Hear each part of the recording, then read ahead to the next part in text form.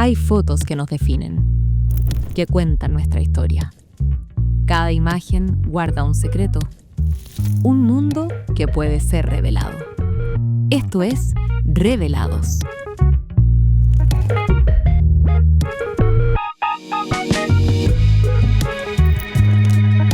Hoy conversamos con Marcela Trujillo, Maliki.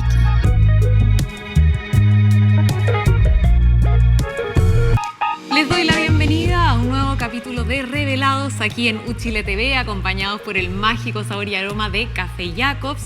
Y contamos con la presencia de una tremenda invitada, artista visual, ilustradora, Marcela Trujillo, Maliki. Muchas gracias. Qué rico contar con tu presencia hoy. Gracias. Muchas gracias, Sofía, por invitarme. Me disculpo que estoy un poquito resfriada, así que si estornudo, compréndanme. Además está la mitad de Chile enfermo, así llevo 2 días en cama, así que ahora estoy como vuelta a la vida. Con mayor razón, muchas gracias por haber venido y haber hecho ese esfuerzo. Oye, Marcela, quiero partir por una pregunta que me imagino que muchas personas se están haciendo, ¿no? Que es ¿de dónde nace tu alter ego, Maliki 4 Ojos? Cuéntame de dónde viene esa denominación. Viene de una necesidad que yo tenía de crear un nombre, otro nombre para mis cómics autobiográficos en Nueva York, y quería buscar un nombre que fuera medio japonés, no sé por qué me gustaba eso. Y había un niñito que se llamaba Malik y que se parecía a mí en la cara cuando yo era chica. Entonces una amiga mía que trabajaba con ese niñito, porque yo trabajaba de niñera, me mostró un video de él y siempre me quedó esa imagen del niñito Malik, que en esa época todavía no se caían las Torres Gemelas. Y lo digo porque después el nombre Malik se asoció como a los terroristas. Viste que es como un nombre árabe. Ah, mira. Entonces muchos nombres que tienen que ver con esos países son Malik, porque es un nombre Malik de significa hombre. rey. Sí, y es un nombre de hombre además.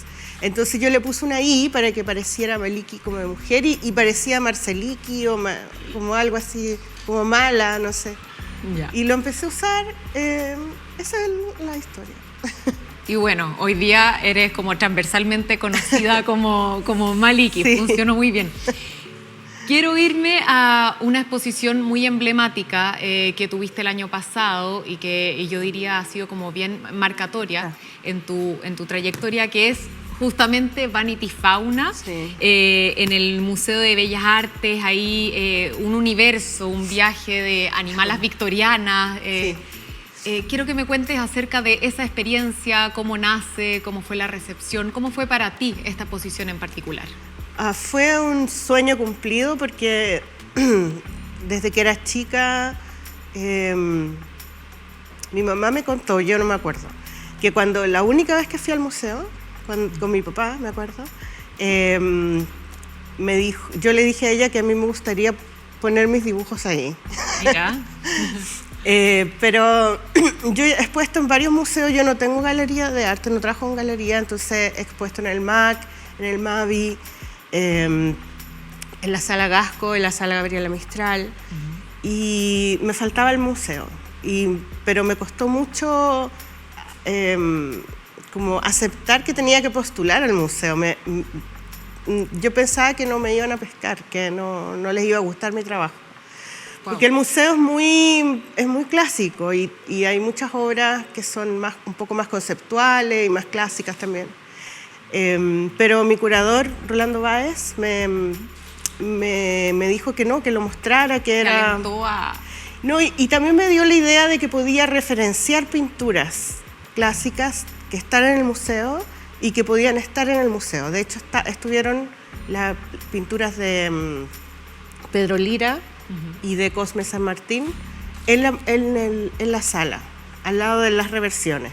Ahí tenemos una de las obras que se muestra en esta exposición. Sí. Es muy interesante, ¿no? Todo este universo victoriano, estas mujeres pero con cabezas de animales. ¿De dónde sale ese universo que incorporas en tu obra? en tus pinturas? Yo había trabajado con animales vestidos o con cuerpos de personas en la exposición anterior, que fue Fábula Privada, que fue en la Sala Gasco, en el 2019. Y tenía que ver con un taller que yo tomé de literatura para niños, porque yo quería hacer libros para niños, pero no me resultó mucho porque mis cuentos eran muy malos. Pero me di cuenta que la mayoría de los cuentos tenían personajes animales. Y yo nunca leí muchos cuentos de chica, leí más historietas. Entonces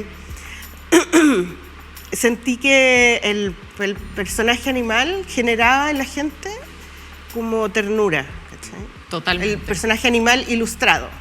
Entonces lo empecé a usar en esa exposición, en Fábula Privada, y donde Rolando también fue mi curador. Y fue muy lindo porque fue mi manera de entrar en el mundo del cuento, por otro lado, digamos, claro. Porque no pude escribir cuentos para niños. Y, perdón, el año 2020 fui a Hungría, o el 2019 mismo, justo antes del estallido, me invitaron a Hungría. Y en Hungría habían muchos museos y muchas tiendas de libros usados. Y me compré unos catálogos de ropa antigua y de sombreros. Hungría era un imperio, entonces tenían, y es la cuna del Art Nouveau. Entonces tenían muchos libros y material de mujeres vestidas a la antigua, digamos.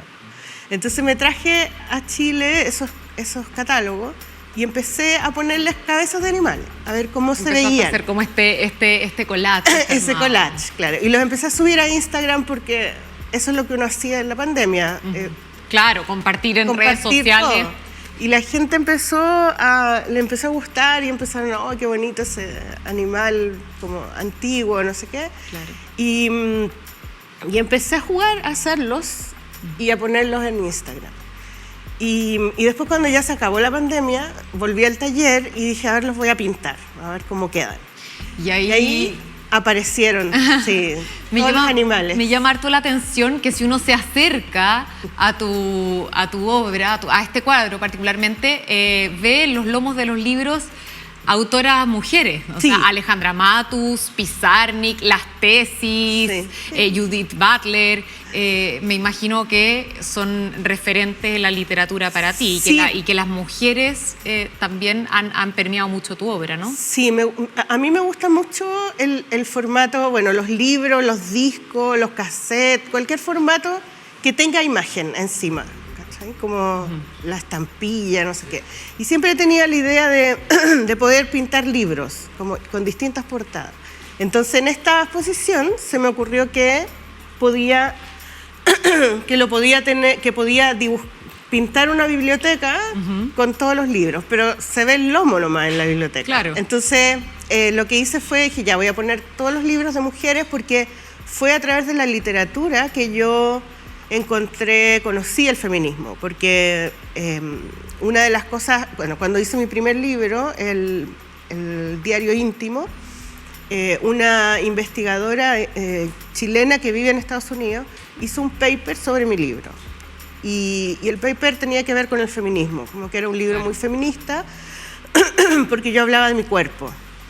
Entonces, ese libro. Tengo por acá el diario íntimo de Maliki. Y ese libro yo nunca lo hice pensando en el feminismo, pero ha tenido mucha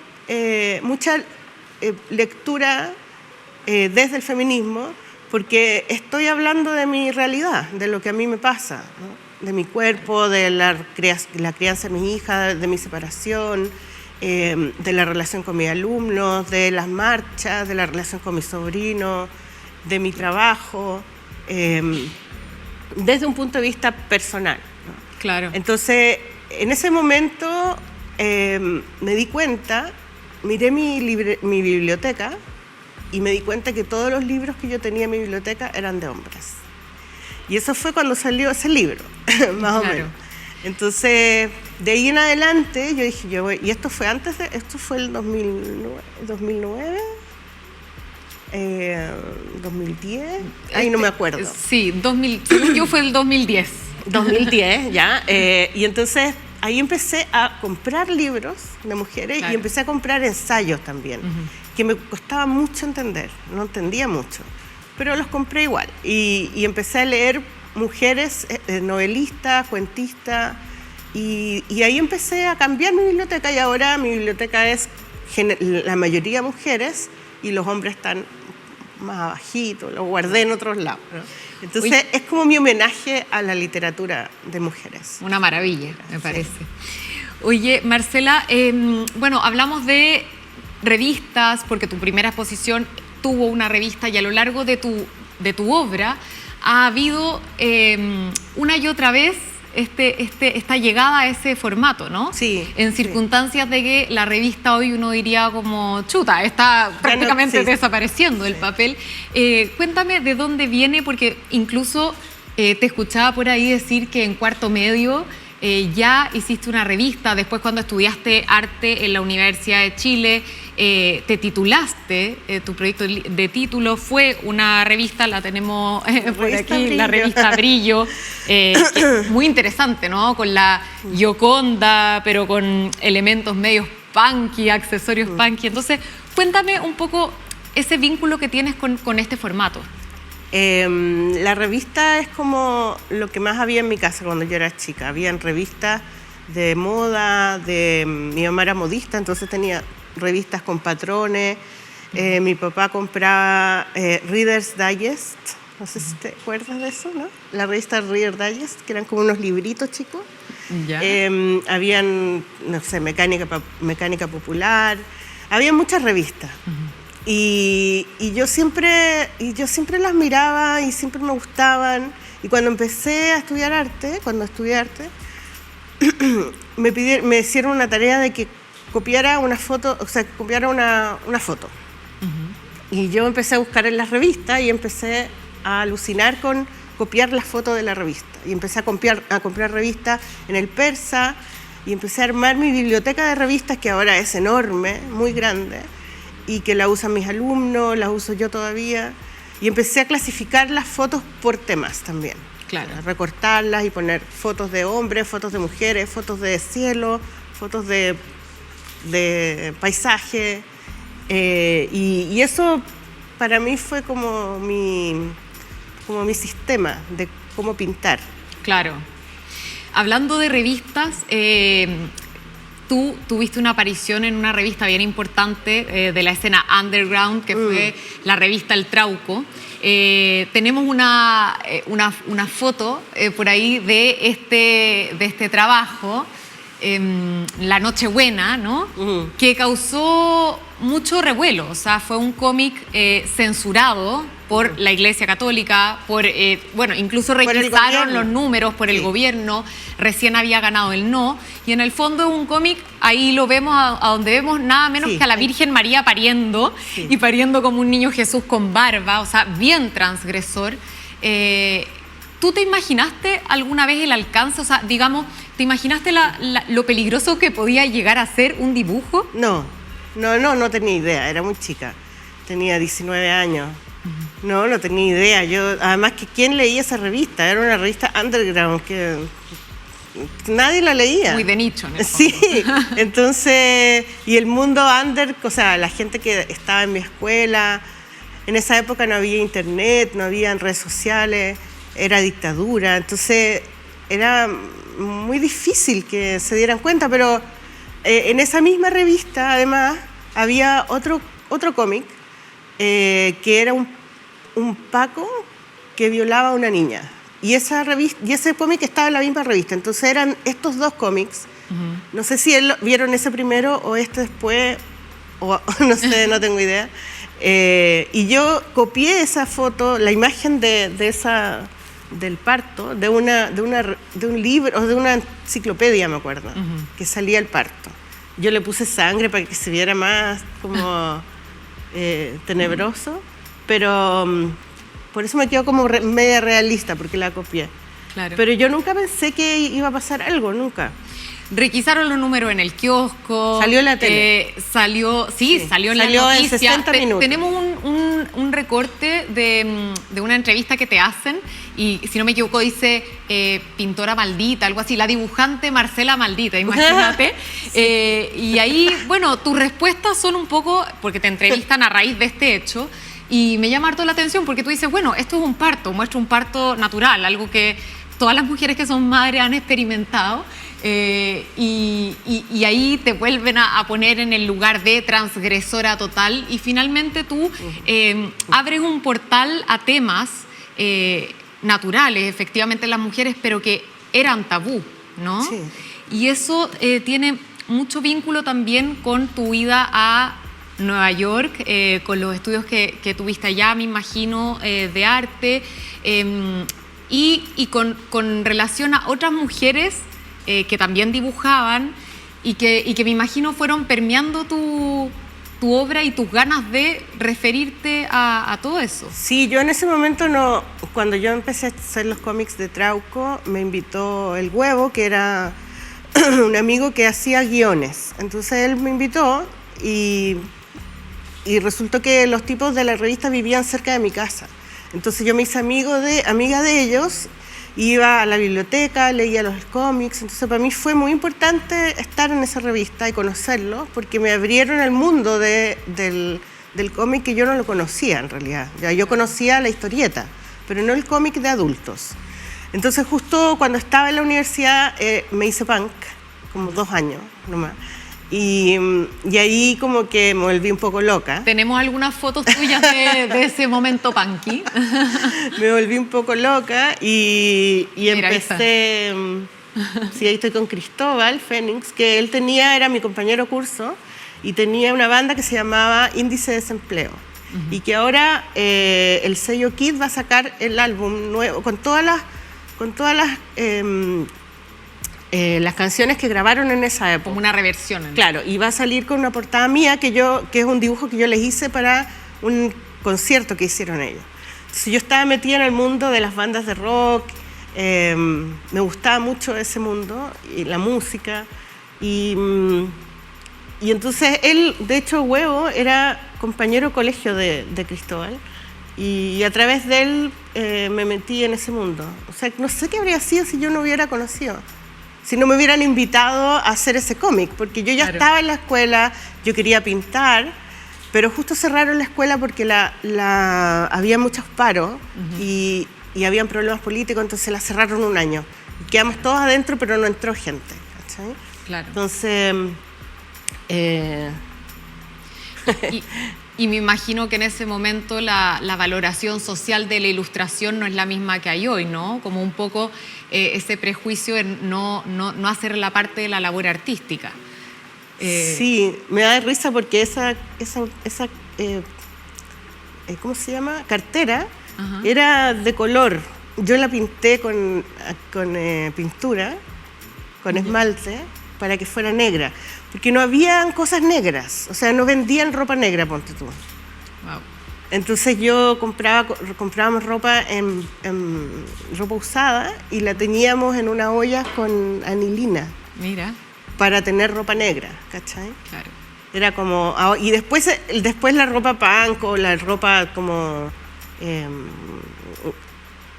gótica ya fue moda y ahora en las tiendas existe esa ropa, no la venden, ¿cachai? Pero en esa época no había que buscársela. ¿Cachai? Claro. Oye, ¿y tu época ya en Nueva York? Porque fue muy...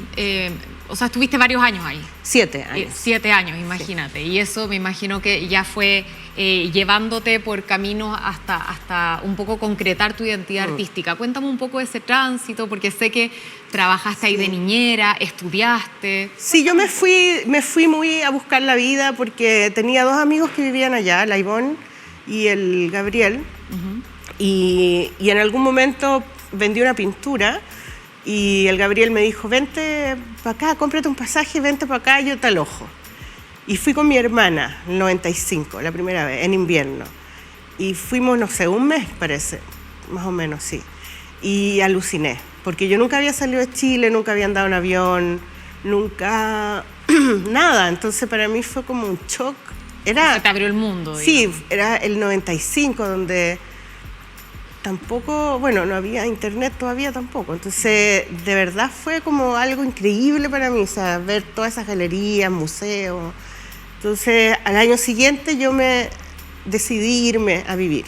O sea, hice una exposición, vendí mis pinturas. Ahí está en la universidad. Y ahí estoy, claro, ahí estoy con mi hermana, con la Andrea, que ella me fue a visitar. Fue la primera vez que me fue a visitar, y ese es el Art Student League de Nueva York, que es una escuela de arte muy antigua, la liga de arte, donde todos los estudiantes trabajan en ese lugar. Entonces está la cafetería, la librería, la portería, todas las personas que están ahí trabajando son alumnos. Entonces, si te daban una beca de trabajo, tú no pagabas la escuela. Entonces, claro. yo estuve ahí 4 años. Y esa es la foto anterior que vimos con una niña. Ella es la Amanda, que es la niñita que yo cuidé, Ya. que también fue una amiga, me dice, oye, hay una niñita que su mamá quiere que le hablen en español. Y yo no hablaba inglés, entonces... Pero trabajo perfecto. Perfecto, fue el segundo mes que estaba. Y la Amanda tenía 6 años. Y esa fue como el primer año que estuve con ella. Y yo no tenía ni una onda con los niños, cero. O sea, no tenía... tenía un sobrino, pero no estaba en Chile, yo estaba allá. Entonces no tenía mucha onda con los niños, tampoco quería tener hijos, pero ahí aprendí. O sea, como que la cuidé a ella durante 7 años, desde los 7 hasta los 13. Claro. Y fue como mi escuela de ser mamá, porque ahí aprendí muchas cosas. Y ella ahora es artista visual. Qué bonito. Sí, y hizo su primera exposición ahora en Nueva York en una galería, salió en el New York Times. Wow. Sí, muy linda la mano. Un orgullo para ti, me imagino. Total. Oye, Marcela, y en Nueva York también pasa algo bien icónico en tu carrera, que es que te ofrecen en The Clinic publicar, ¿no? Publicar cada 2 semanas, si no me equivoco.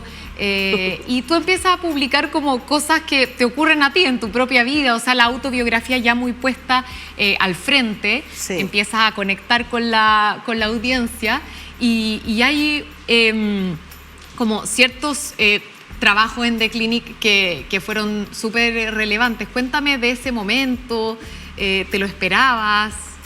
Eso, lo del Clinic fue una consecuencia un poco de los cómics que yo empecé a hacer antes.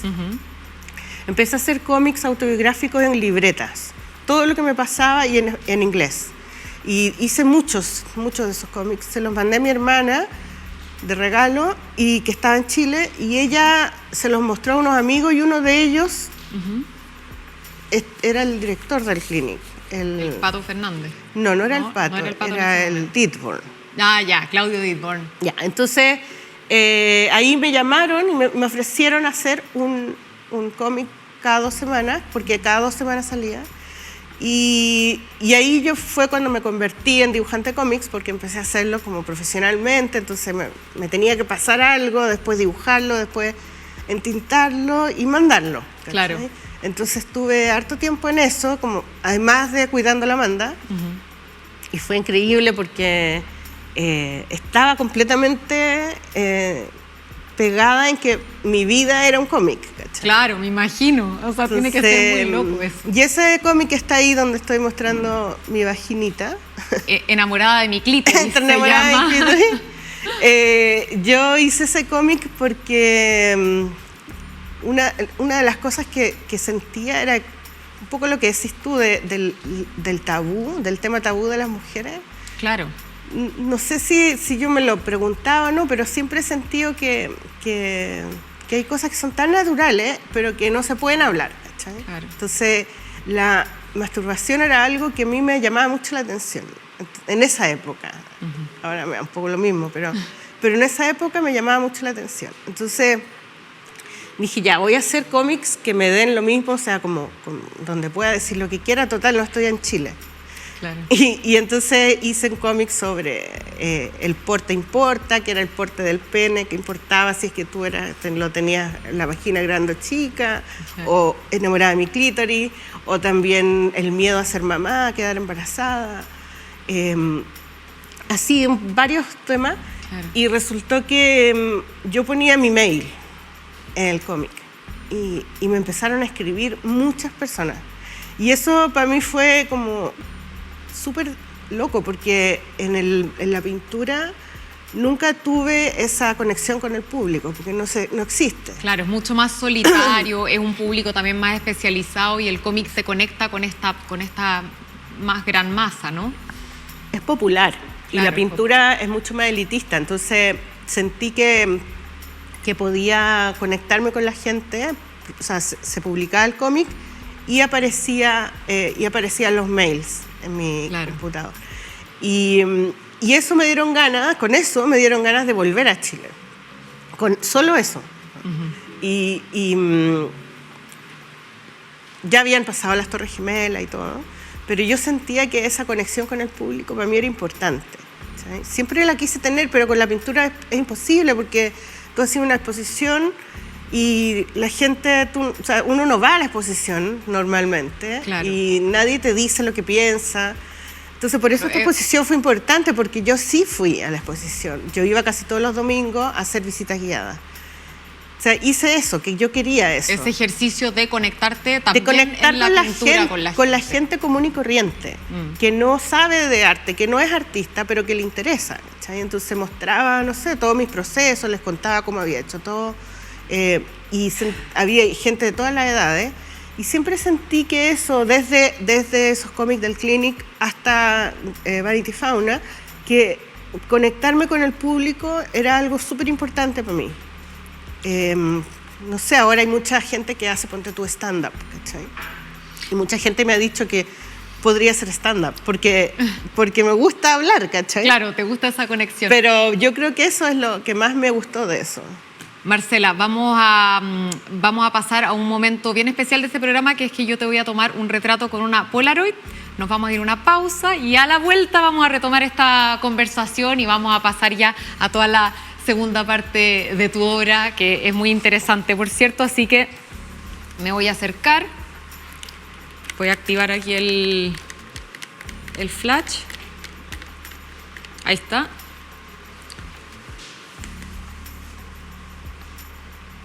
Voy. Muy como de Andy Warhol. Totalmente. Ya. Aquí lo tenemos. Vamos a ver cómo se revela esta foto. Nos vamos a una breve pausa y ya volvemos con más Revelados junto a Marcela Trujillo Maliki aquí en Uchile TV. No se despeguen.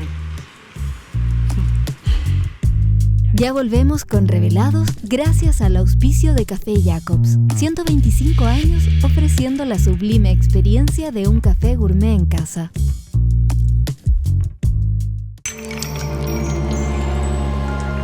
El aroma del café eleva el espíritu.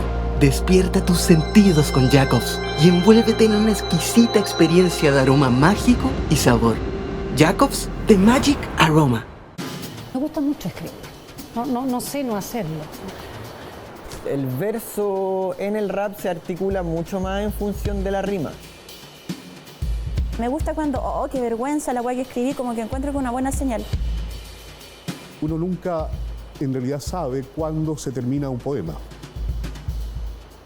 Desde el 2018 de empezar a reencontrarme con esos muertos de mi familia que estaban silenciados. Solo sé que hay libros que me atraviesan y libros que no, hay libros que me tocan las cuerdas y otros que no. Poéticas del Puente, palabras sobre el río.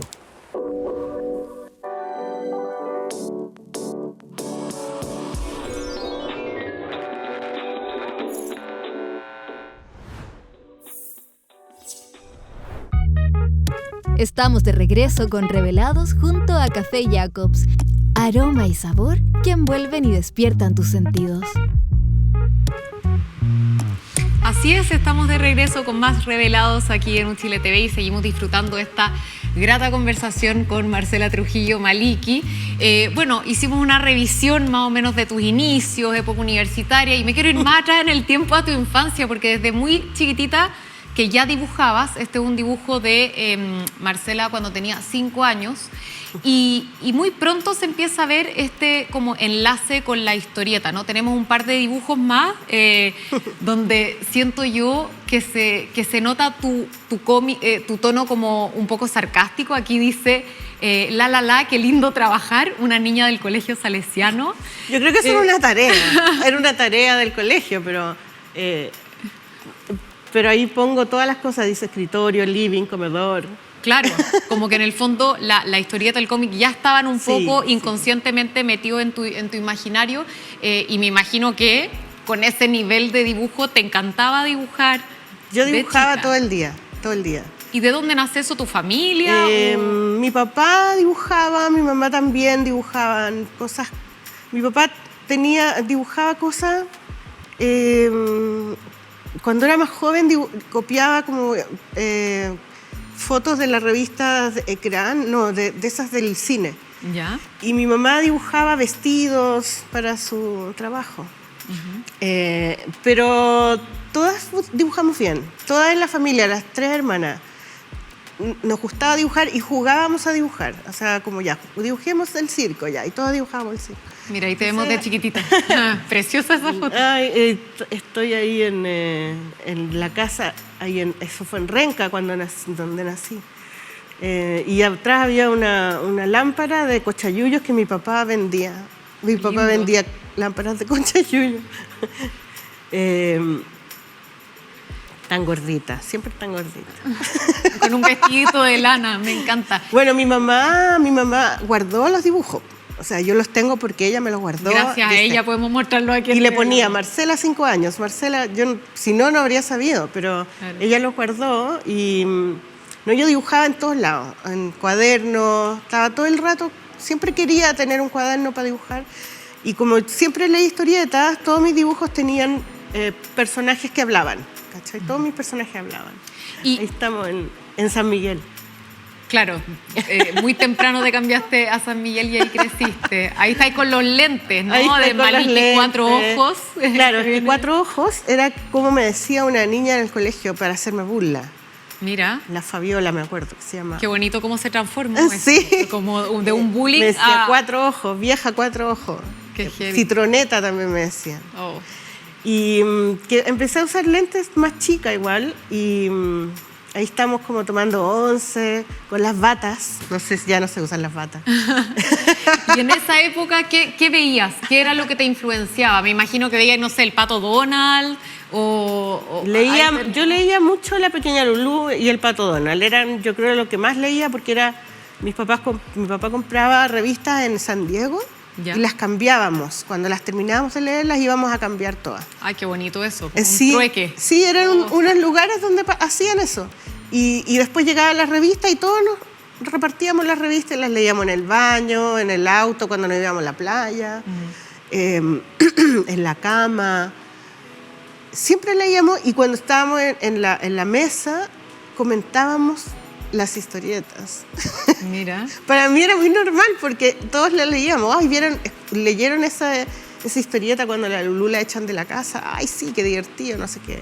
Era algo muy de nuestra familia la historieta. ¿Y el Condorito? El Condorito totalmente, sí. El Condorito. Muy chileno, ¿no? Sí, como sí. Ese humor, además pícaro, como bien nacido. Siempre estaba el Condorito, siempre. Y con mi hermana las calcábamos a veces y las pintábamos. O sea, las revistas de historietas, en general, esas como que venían de México, parece, de Editorial Novaro. ¿Y te acuerdas que veías en la tele? Porque también... Ahí veía mucha tele. ¿Sí? Heidi, Marco, La Hechizada, Mi Bella Genio, La Casa en la Pradera. Video Loco, ponte tú ese tipo. Eso fue Sábado Gigante. Claro, Sábado Gigante.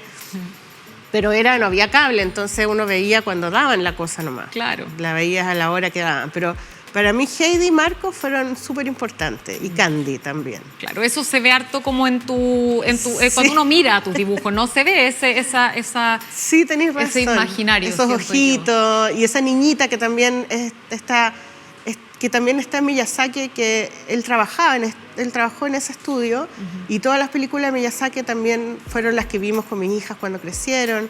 que es esta niñita que es buena.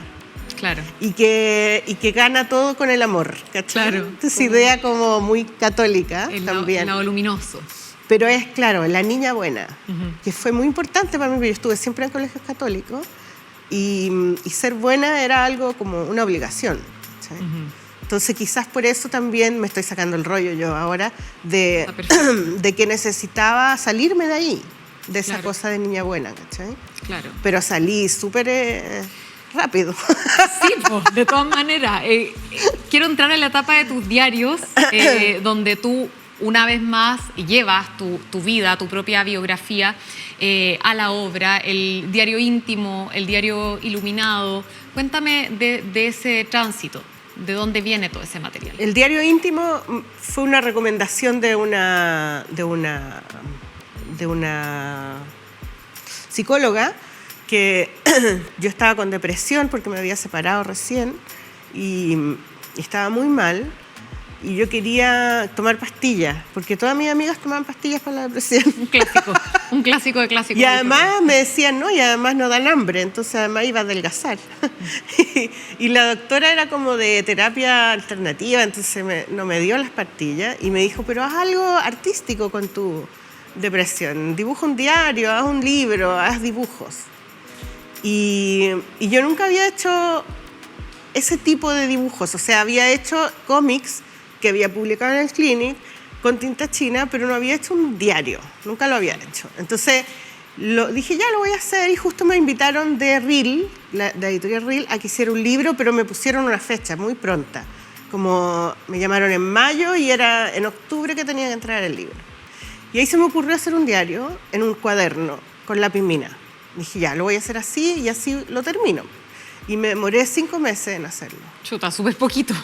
Como para la cantidad de pega. Sí, es muy importante porque ahí puse como la estructura de lo que iban a ser mis diarios, porque ya he hecho 3 diarios y haría feliz otro más porque 3 diarios, sí. Sí, 3 diarios.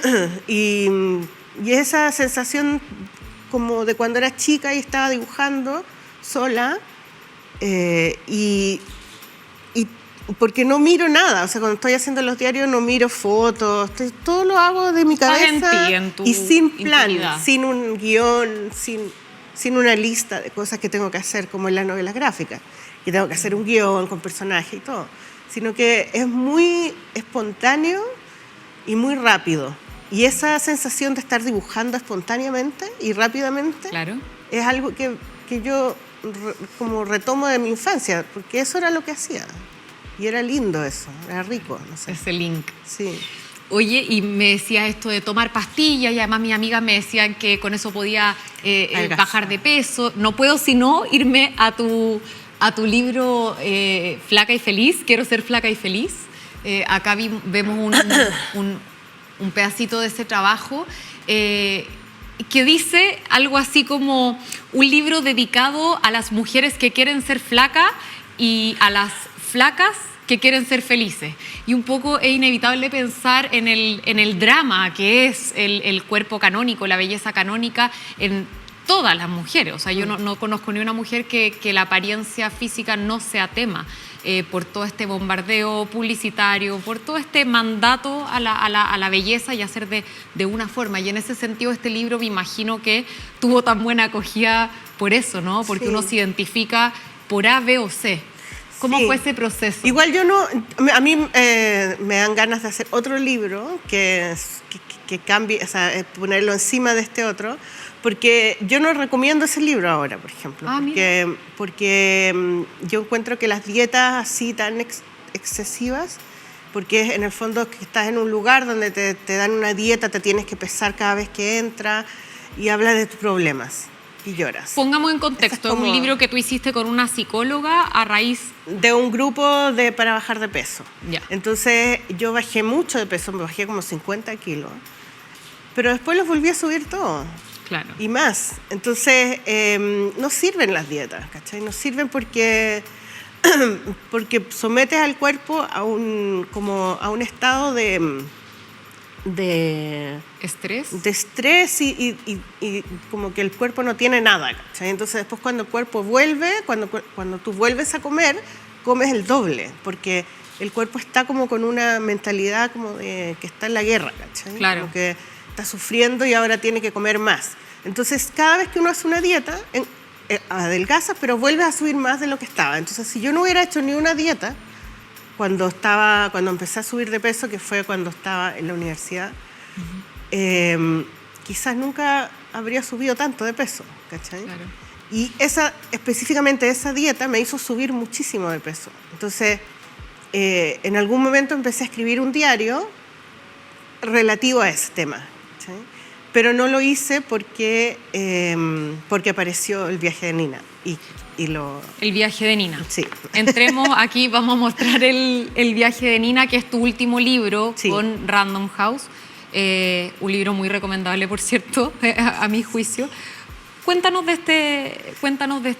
este libro. Ese libro apareció porque otra depresión que tuve cuando me llegó la menopausia, fui a la psicóloga y en la psicóloga apareció en una de las terapias, en la primera terapia, apareció un secreto que yo había guardado por muchos años de una violación. Cuando tenía 19 años, me violaron. Y yo nunca conté eso porque era un secreto. Y entonces apareció ahí y yo tuve que contarlo. Bueno, decidí contárselo a mis hijas, a mis papás. Y quedé como con la duda o la idea de cómo hago para poder contar esto sin que sea un shock, sin que sea tabú, sin poner a nadie incómodo, porque es súper incómodo que te digan eso. Es súper incómodo que te digan, a mí me violaron. Es como, no sé qué hacer con esta información, no me digas, no quería escucharlo.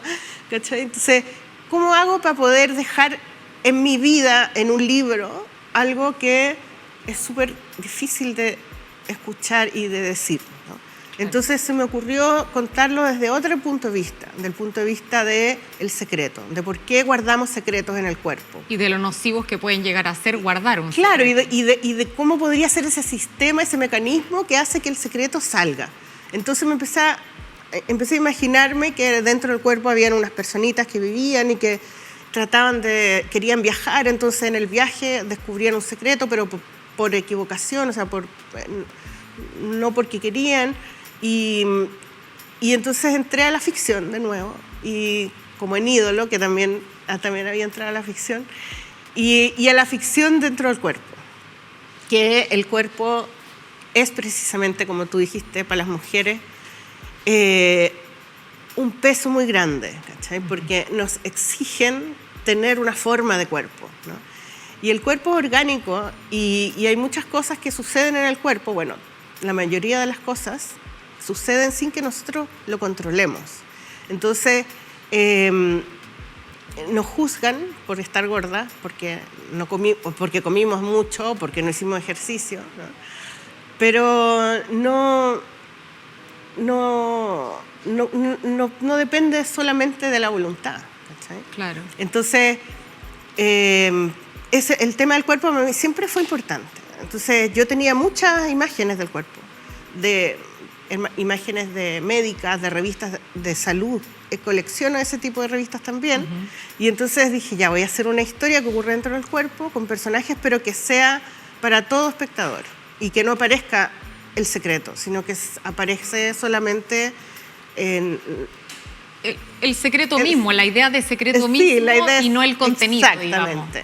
Y entonces eso hice, lo inventé y con unas niñitas bien son como unas niñas preadolescentes, que son muy inocentes, pero son muy voluntariosas y son artistas y quieren viajar y viven en el ojo, que es el único lugar del cuerpo donde no se regeneran las células, entonces ellas nunca pueden viajar, pero llegan unas señoras de la memoria y las invitan a viajar para que las ayuden a solucionar el problema en el útero.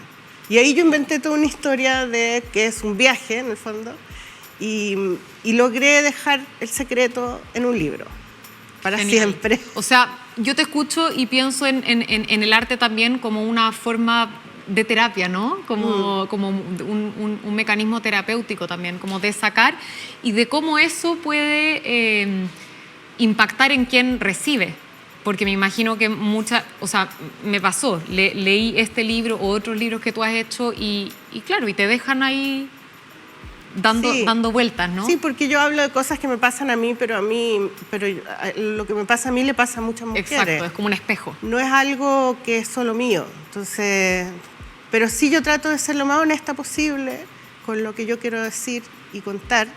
Y yo sé que eso me lo agradecen, siempre me lo agradecen. Porque me preguntan a veces, ¿no te da vergüenza? Me han preguntado muchas veces. Me imagino, pues exponer la intimidad pero en a mí no me da punto... vergüenza. Pero a mí todavía me da vergüenza ser gorda, ponte tú. Y me da vergüenza ver fotos, me da vergüenza eso todavía. Pero lo otro nunca me ha dado vergüenza, como decir cosas que son tabú, que no se pueden decir. No, eso no me da vergüenza. ¿Cómo ha sido transitar entre el diario, la intimidad y salir a algo completamente distinto que es la ficción? Pienso en Ídolo, que lo mencionaste hace un ratito atrás, tu primera novela gráfica, y eso, en el fondo, es un ejercicio muy distinto, es como inventar. Sí, pero fue por accidente, o sea, no accidente, pero fue como por obligación, porque era una historia que me había pasado real de después de esa super dieta que bajé todos los kilos, quedé súper mina. Entonces, una de las cosas que me ha pasado cuando adelgazo es que tengo muchas relaciones románticas con los hombres, porque al final para eso se adelgaza, digamos, no para otra cosa. ¿Sí? Para un otro, dice. Para un otro, claro. Entonces, cuando estaba muy flaca, tuve un romance con un dibujante de cómic extranjero en una feria de cómic. Y la historia era muy buena porque yo, la mayoría de las relaciones con las que había tenido los últimos años, los hombres se ponían a llorar en la cama o antes o después. Mira, y uno que piensa que los hombres lloran tan poco, pero no. Se ponían a llorar porque estaban deprimidos, no sé, y yo pensaba que eran los chilenos que les pasaba eso. Y resulta que este gallo era como de un país súper como que venían de vuelta, europeo, no sé qué, y el tipo se pone a llorar, justo antes se pone a llorar, y me empieza a hablar de su papá que tiene cáncer, no sé qué. Y ahí yo dije, ¿pero cómo? ¿Por qué se me ponen a llorar a mí los hombres que tengo? Soy como la psicóloga, ¿cachai? Y entonces cada vez que contaba la historia era chistosa. Y después cuando volví a Chile, dije, ya, la voy a escribir porque es muy buena. Lo amerita, digamos. Sí, entonces la empecé a contar. Y le escribí al tipo este. Y el tipo estaba casado, con hijo y todo. Yeah. Entonces le dije que quería hacer un libro sobre lo que había pasado y me pidió si le podía cambiar la cara, el nombre y el lugar donde había ocurrido. O sea, básicamente, hagamos una ficción. Exacto. Entonces cambié todo y entré a la ficción. Entré a la ficción por ese libro y ahí me di cuenta que cambiar las cosas era muy entretenido y que todo podía ser simbólico, como es en la pintura, por ejemplo. Claro. Fue muy bacán y se lo agradezco porque si no, no habría entrado a la ficción, quizá. Mira, qué bonito, sí, qué bonita historia. Sí. Quiero irme a la revista Brígida, al podcast La Polola, que son como otras dimensiones. En realidad tu obra es tan extensa y tiene tantas aristas, la pintura, la ilustración, el cómic, pero también tiene esta parte que a mí me gusta mucho, que es el trabajo colectivo y el trabajo con otras mujeres artistas. Entonces te quería preguntar específicamente por cómo ha sido este espacio de la revista Brígida y bueno, otra vez revista, ¿no? ¿Sí? Otra vez revista. Amo las revistas. En circunstancias de esta crisis del papel. Tú sabes que el otro día hablaba con un amigo que es ilustrador, no es conocido ni nada, pero le encanta, y yo le decía, bueno, ¿por qué no hacía un libro? Me decía, no, yo Instagram. A eso aspiro. Y me doy cuenta que en tu caso insistes en el formato del papel, que me parece hermoso, muy romántico. Entonces, bueno, creo que me fui por las ramas, como muchas cosas en una, pero cuéntame de revista nosotras Brígida. Con la Sol, que la que está de short ahí está la Sol, está la Pati Aguilera y está la Isa Molina. Somos las 4 Brígidas, somos amigas. La Isa con la Pati eran dueñas de Plop, de Galería Plop, que fue una galería que duró muchos años en Las Tarrias y que era un lugar donde se juntaban muchos dibujantes. Claro. Y cerraron. Y nosotras con la Sol queríamos hacer una revista, pero no sabíamos cómo hacer una revista. Entonces hicimos un podcast. Y el podcast lo hicimos, estuvo mucho tiempo, hasta que las invitamos un día a ellas, y ellas nos dijeron, nosotras sí sabemos cómo hacer una revista, hagámosla. Y le empezamos a hacer, y en realidad ha sido bacán, porque llevamos un montón de tiempo, llevamos 18 números. 18 números, wow, un montón. Invitamos a 10 autoras distintas cada vez, y hemos invitado muchas mujeres que hacen ilustraciones y que no hacen cómic, pero que hacen cómic por primera vez para la revista, o algunas que hacen cómic también y los publican. También una vitrina para expandir. Y los buscamos harto en Instagram, también con mis alumnas de la Sol. Y ha sido muy lindo porque podemos conocer el rubro y hacemos comunidad también. De hecho, esa foto es una reunión brígida donde invitamos gente, tomamos vino y todo lo que hay que tener, digamos. Y nos juntamos para hacer comunidad, para juntarnos en persona, que igual se ha perdido harto eso después de la pandemia. Sí. Justo quería, aprovechando que dices eso de juntarnos en persona y mirando un poquito el panorama actual de las redes sociales tan al centro, ¿no? Y que uno cree que las redes te acercan, pero finalmente a veces provocan lo contrario. En el fondo te podéis comunicar con el otro por Instagram eternamente y no lo ves y te queda la sensación de que viste a esa persona. ¿Qué te pasa en términos artísticos con la arremetida, no solo en las redes sociales, pienso más allá, con la inteligencia artificial, por ejemplo? ¿Cuál es tu visión al respecto? Chuta, no sé. No entiendo mucho eso. O sea, encuentro que es algo que me supera porque todo se puede hacer con eso. Y estás todo el rato, de hecho, todas las cosas que tú subes a Instagram o a cualquier red social es un alimento para la inteligencia artificial. Entonces siento que es como un monstruo que no sé qué decirte porque no entiendo mucho cómo funciona y sé que es muy rápido. Yo lo único que trato de hacer es seguir haciendo cosas a mano, seguir dibujando, ahora estoy haciendo mi nuevo libro, seguir pintando, porque en el fondo la inteligencia artificial, sobre todo para la gente que trabajamos en imagen, es como un monstruo que se pone encima. Que te va comiendo, digamos. Entonces yo voy a seguir haciendo lo que hago nomás y no sé. Bueno, yo creo que es algo que está muy abierto, ¿no? Porque también es muy reciente y como que se ha instalado rápido en la vida de y va a ser muy rápido, va a ser muy rápido. Sí, claro. Muy rápido. Marcela, para cerrar, porque me encantaría quedarme horas hablando contigo, pero bueno, el tiempo. Quiero preguntarte, así en una frase, ¿cómo te defines como artista? ¿Qué es lo que te marca? ¿Qué es lo que te distingue? Soy honesta. Yo creo que eso es algo que siempre me han dicho y creo que es un valor que me gusta compartir. Sí. Y resaltar. Sí, me gusta que la gente sea honesta conmigo, me gusta ser honesta. Es muy cristiano eso también, ¿eh? Pero es muy bonito también. Pero creo que eso, ser como espontánea, creativa, yo creo que eso... Honesta, espontánea, creativa. Sí. Con eso me quedo. Marcela Trujillo Maliki, muchísimas gracias por acompañarme en esta entrevista. Maravilloso. Agradecemos también a todos quienes nos están viendo ahí del otro lado de la pantalla. No se despeguen de Uchile TV porque la programación está increíble. Y agradecemos, por supuesto, también a nuestro auspiciador, el exquisito Café Jacobs, que se hace presente aquí en Revelados. Nos volvemos a encontrar el próximo jueves a las 10 de la noche y recuerden seguirnos también en el canal de YouTube Uchile TV. Chao, chao. Gracias.